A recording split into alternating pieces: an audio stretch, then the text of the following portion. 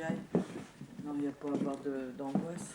Il n'y a aucune angoisse à avoir. Ouais, non. Aucune. Il n'y a Après, pas c'est un d'enjeu. truc- Attends. Il n'y a pas d'enjeu. Puis Faut après, qu'on se fasse plaisir. c'est un quoi. travail d'équipe aussi. Parce que moi, je vois une salle. L'enjeu, c'est de passer un bon beaucoup plus moment. Oui, grande c'est que ça, et 80 personnes, que le public soit, C'est dommage. Oui, oui. Qu'est-ce soit qu'il y a pas intéressé, conquis. Je me disais, ça fait beaucoup plus que 80 personnes, elle est vachement grande. Je m'attendais à une toute petite salle, il avait dit c'est 80. Mais là, Mais c'est peut-être parce Mais qu'il il y a était que assuré 80. Il y a peut-être que 80 sièges déjà, et puis il est peut-être rassuré que... Ah non, oui, bien sûr. ça, Oui, son c'est la assurance. sécurité. Oui. Parce que je pense que le nombre de gens, c'est en fonction Après, du volume. Oui, bien sûr. Tu vois, du volume, donc c'est en fait... Non, c'est pas une si grande salle que ça, c'est quand même une salle... Ah mais non, de mais je m'attendais à un petit truc, Et moi. tu mets... Oui. Oui. Donc on sera là, On sera là. on sera je sais pas où, On sera là. on sera là. Bah, avant que ça commence. Moi je serais peut-être bien de ce côté-là avec Patricia. Voilà. Avant que ça commence, avant de... Bah, quand les Ah gens... oui, parce qu'il n'y a pas de il n'y coulisses. a pas de dégagement. Il y a peut-être un truc, il y a peut-être un C'est les toilettes, là. Mais c'est il y Et a... puis là, c'est dehors. Oui. Ou alors, C'est ce que on m'a sera... dit Monsieur Aubin. Ou alors, on sera par là. C'est des- On a dit qu'on chronométrait, mais enfin c'est Donc, pas... on est déjà là. Quand tu commences. Ah bah oui, bah, c'est-à-dire qu'on arrive tous en même temps. Oui, Hein, on arrive tous en même temps. Qu'est-ce que tu dis? les présentations début Ah, ou à alors la logiquement, Monsieur Aubin, enfin, il me semble qu'il fait fin. Oui, une il fait, présentation. lui, il fait toujours une Lui, il fait présentation. toujours une présentation. Toujours. Je sais pas qui chronomètre. Faut quelqu'un chronomètre. Il est quelle heure?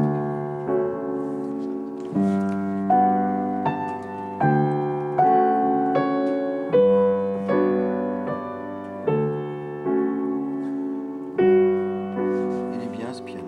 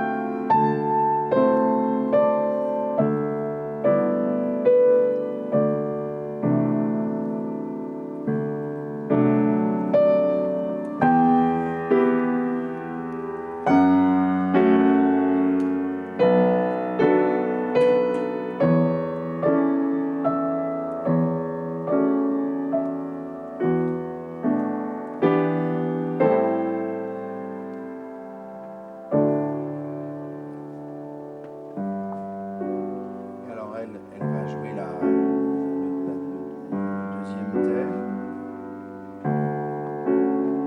Donc elle joue.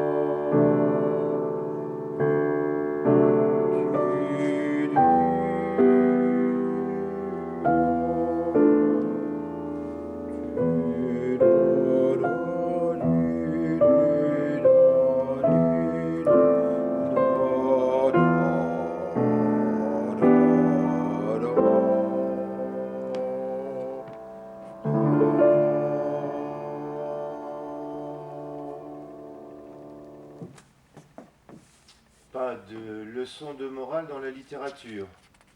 Juste une éducation sentimentale, une éducation à la vie, une construction de soi, une réflexion profonde possible. Les livres semblent s'écrire à mesure que je les lis. Les ai-je écrits? L'air y est plus pur, débarrassé de toute scorie, les mots denses, noirs sur blanc, respectueux. Lire, c'est s'oublier. C'est trouver le sublime dans le quotidien, le sublime de ces vies minuscules de Pierre Michon. Grâce à lui, j'ai rencontré le fils adoptif, le fils prodigue, André Dufourneau. Il a pris forme avec ses guêtres dans mon imaginaire. Et comme Élise, j'ai attendu qu'il revienne d'Afrique. Le paquet de café est serré dans le placard de la cuisine. Il garde encore un peu son odeur. La littérature se partage. Au dîner d'hier soir, j'ai lu ces 20 premières pages à mes amis et comme moi, ils ont été estomaqués par la densité d'un silence martelé du plus loin de nos mémoires. Lis.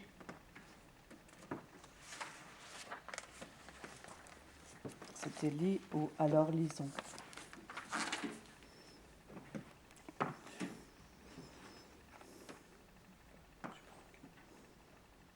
Les femmes qui lisent sont dangereuses, c'est toi qui le dis ça, non? C'est moi. D'accord. Les femmes qui lisent sont dangereuses. Elles vivent à côté de leur vie et jamais vraiment présentes, toujours vers un ailleurs. Elles laissent un parfum d'alcôve en sortant d'une pièce. Toujours poussées vers le large, elles impriment leur silhouette sur la pupille envieuse des mâles en mâles de sexe.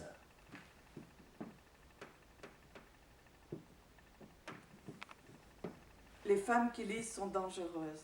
Elles ont dans leur sac un petit revolver serti d'or et de mots, et vous le font savoir en croisant leurs genoux de barésie en résine de bois. Les femmes qui lisent sont dangereuses. Elles vous suivent dans vos songes, elles laissent leurs traces dans le silence des pages, le poison des poisons aux poissons qui surnagent, aux pages de Satan, à Satan arraché, aux 1000 contes des nuits, aux sonates d'été. Elles glissent sur les flots de ton espace clos, elles chevauchent les forêts aux chevaux amazones accroupis sur les cieux de ton regard vide. Elles s'élancent, seules et fières du haut de la falaise. Les femmes qui lisent sont dangereuses. On ne les revoit plus à l'heure du crépuscule, quand les chevaux vont boire, quand tombe la rosée. Elles disparaissent dans les blés, se perdent dans les rues enchevêtrées des villes. On ne les revoit plus. Leurs traces sur le sable s'effacent en tournant les pages de leurs livres hantés. Elles ont filé le lin de toutes nos pauvretés, elles ont baissé les paupières de la vie. Jamais on ne les reverra, elles sont parties trop loin. On ne les entend plus se plaindre ni gémir.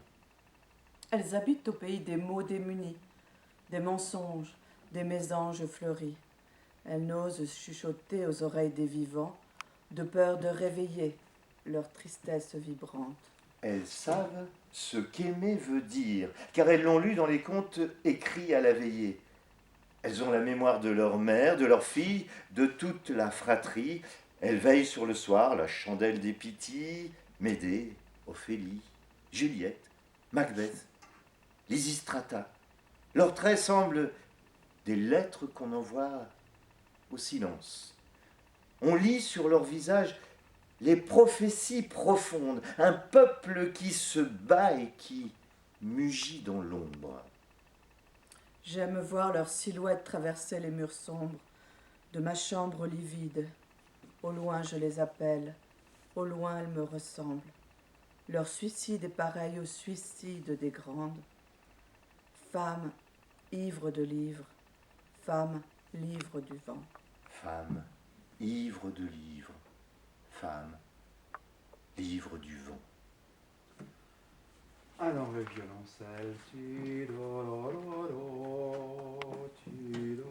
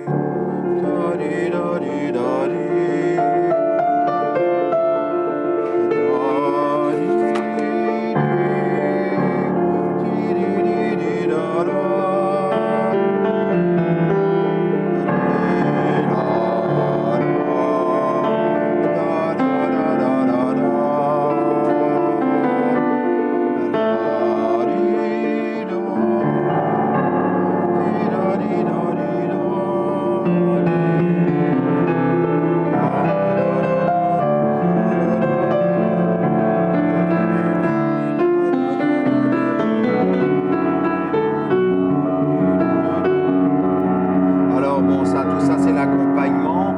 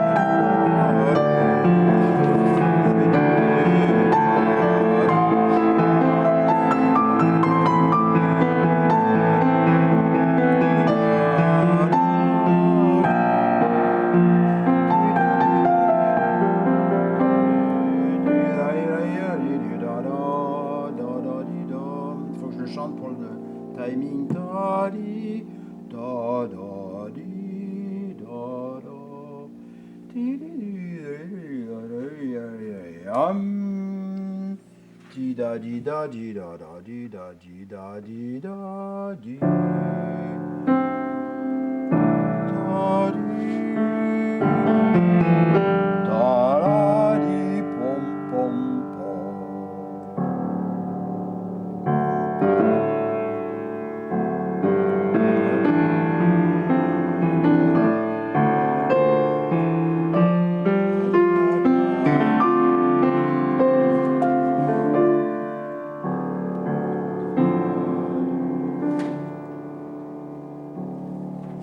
Ce sera mieux avec le violoncelle. Voilà. Mais c'est déjà très beau. Oui, l'accompagnement est très très beau. Magnifique. Oui, c'est la musique d'un film, c'est magnifique. Ouais, c'est très chouette. Alors, Là, c'est moi qui dis le titre. Hein. Oui, oui, c'est ça. Je suis amoureuse de l'air. Je n'en suis pas loin, je le touche presque. Possédée par les vents, les pieds plantés en terre depuis plus de 1000 ans et pourtant pantelante. L'envie irrépressible de toucher, non tu vois, faut peut-être que je mette comme mes lunettes, de flotter entre deux eaux pour ne plus être prisonnière et le besoin qui me taraude d'aller toucher les nuages là-bas. Ce serait comme un suicide en apesanteur. Des bouffées de temps me transperceraient les poumons, avalant l'eau ou l'espace à grandes goulées et ne mourir ensuite que très lentement, dans un espace inconnu. Il se pourrait aussi que, prise par le vertige, mon cerveau entrevoie l'éclatement, les éclats d'émoi, les éclats de moi. Je suis amoureuse de l'air. Caresse ou gifle, il me le rend bien. Il gémit, claque les gréements et s'infiltre par tous les trous de ma mémoire. Au loin soufflent les vents des déserts, les vents chauds du large. Il soufflera quand les âmes auront perdu toute couleur. Je suis cette méduse transparente et gigantesque qui absorbe plancton Et paramécie, vous ne savez reconnaître mon regard. Le sauriez-vous qu'il vous paralyserait? Je polis les pierres blanches des statues grecques créées pour l'amour. Berger calipige de peau d'agneau vêtu, j'erre dans les villages, à la recherche des sources, au pied des palmiers duveteux. Parfois, on me retrouve bloqué entre les rochers des abysses océanes. Je suis amoureuse de l'air, entre les cailloux poussières, entre les montagnes élevées, dans les couloirs et les ponts de fer rouillés des navires, je m'engouffre. Je suis l'air dont un jour tu n'auras plus besoin. Je contourne et trace des chemins de fer que tu as construits. Je balance la canopée. Tous les enfants me connaissent. Ils m'ont appelé air parce que j'erre, parce que je suis un pauvre air, trop puissant pour qu'on me plaigne, trop invisible pour qu'on joue avec moi, trop imbu de moi-même pour qu'on m'aime. C'est moi qui ai inondé vos terres, abattu vos arbres et fait crever vos vaches. J'ai ensablé vos rivières, tordu les clochetons de vos cathédrales. De souffler m'épuise. J'en tremble et vous en veux encore. Vous étiez amoureuse de moi. N'avez-vous pas perdu votre temps en vous endormant au creux des broussailles? N'avez-vous jamais senti mon souffle chaud au creux de votre ventre? N'avez-vous jamais pensé que je puisse être là, toujours, pour vous, au creux de votre sexe mouillé? Ainsi, souffle de vie, me refusant, vous avez attisé les feux de ma mélancolie. J'ai craché, non pas sur vos tombes, non, mais sur vos os blanchis, les ai rendus poussière, sang et boue mêlés. Un jour, vous vous êtes levé. J'ai cru que vous alliez vous rebeller. Alors, j'ai souri. Et vous êtes retombé dans votre quotidien, sourde et aveugle. Et je vous ai haï. J'étais amoureuse de l'air et vous m'avez souri dans vos rêves, intimé l'ordre de ne pas me faire si pressant. Le ciel n'a pas pensé vos blessures, ni les miennes. Soyez Atlantide ou Perséphone. Ajoutez à l'ennui la peur du vide. Éteignez les chimères qui grondent à votre porte. Faites porter tous les flambeaux. Arrangez-vous pour qu'ils brûlent encore lorsque je reviendrai. Préparez votre corps.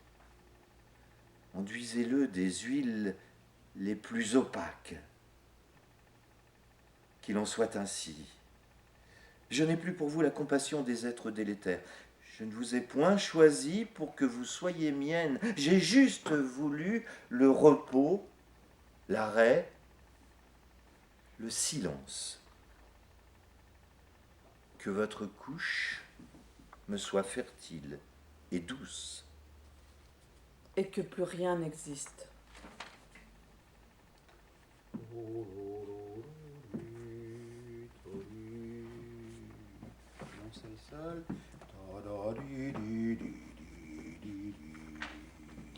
Il y en a un bon moment.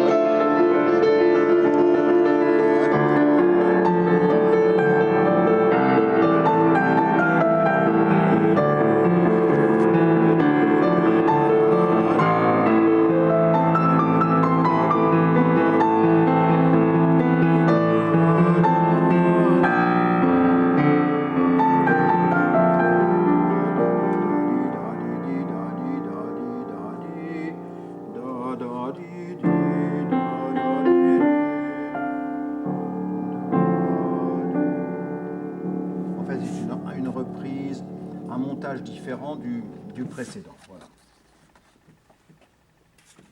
Voilà.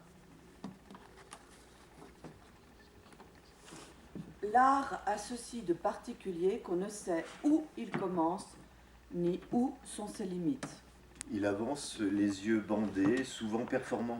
Il signe d'un trait rageur et se dit accessoire, parfois Alors là, gratuit. je vous arrête parce Oui. que moi, j'ai noté qu'il y avait un problème, que j'avais pas ce texte-là.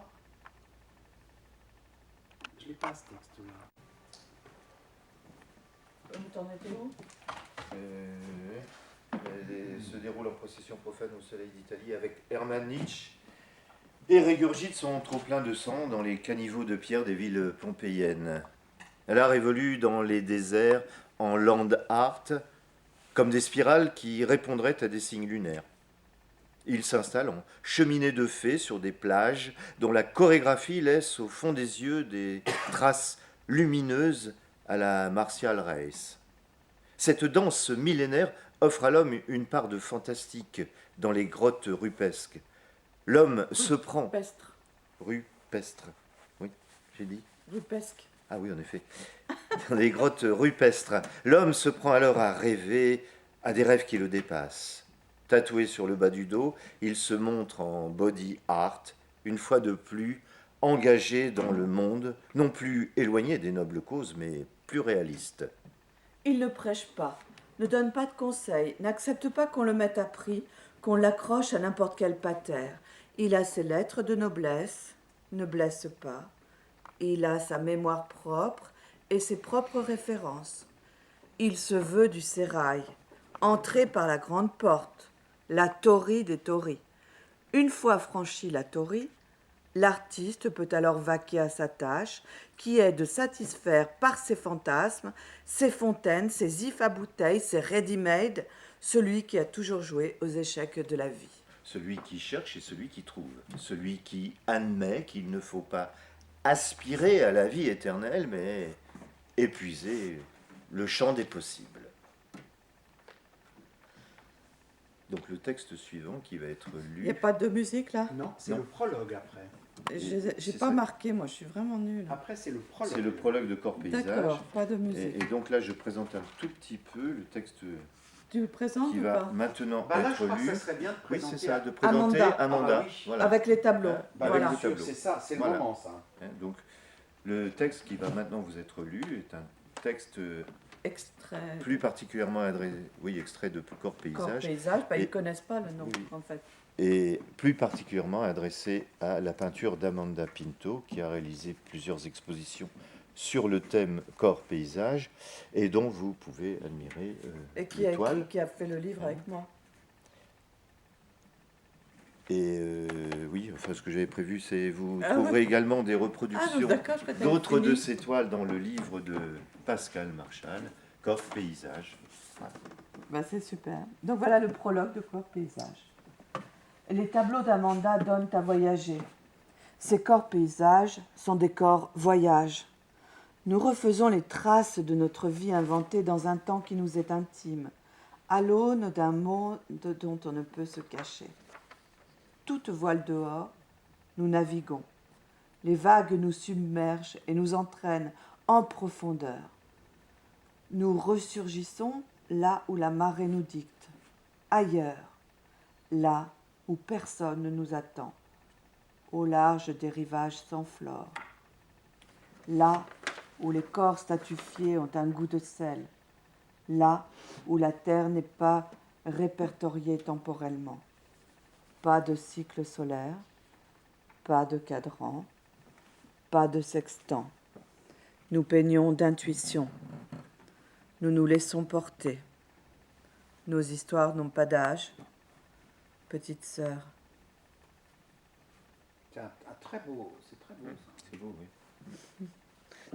Alors, un ensuite- hommage à quelqu'un que j'aime. Bah oui, bah c'est Oui, oui. elle a de la chance. Alors, ensuite, Ensuite, il n'y a c'est toujours pas de Ekphrasis. musique. Hein. Pas de musique? Après, Non, il n'y c'est a toujours pas de musique, c'est après. Ekphrasis, hein, c'est ça. Après, on a Heindel, Six. une aria. Ekphrasis, il s'agit d'un tableau. La femme sans passé est un diptyque. Sur le panneau de gauche se tient une femme de dos, assise au bord d'un lit défait. Elle est à moitié nue, le dos courbé.